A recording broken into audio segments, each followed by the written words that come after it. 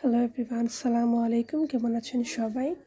আজকে আমি আপনাদের সাথে খলসা মাছ ভাজির রেসিপিটা শেয়ার করব। আসলে রমজান মাস চলতেছে, প্রত্যেক দিন আপনার সবজি খাওয়া হয় না বা খেয়ে ওঠা হয় না, তাই সেহরির জন্য সিম্পলি কিছু রান্না করার চেষ্টা করি। তা আপনারা যারা ঝটপট আকারে মাছ ভুনা করতে চান তাদের জন্য এই রেসিপিটা। খলসা মাছটা ভালোভাবে ডুবো তেলে একটু ফ্রাই করে নেবেন, যাতে মাছের কাঁটাগুলো পর্যন্ত চিবিয়ে খাওয়া যায়। এভাবে ফ্রাই করে নেবেন।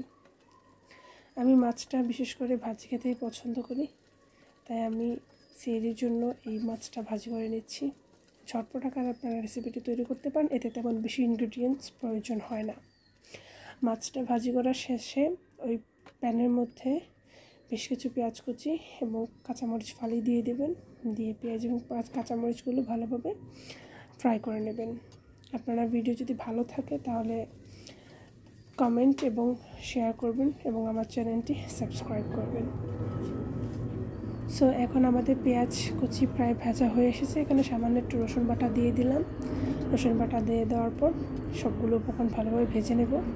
এ পর্যায়ে দিয়ে দেব আপনার ফ্রোজেন করে রাখা কিছু টমেটো। আমি এটাকে টমেটো দিয়ে ভুনা করব। সো টমেটোগুলো দিয়ে এখানে একে একে আমি গুঁড়ো মশলাগুলো দিয়ে দেব।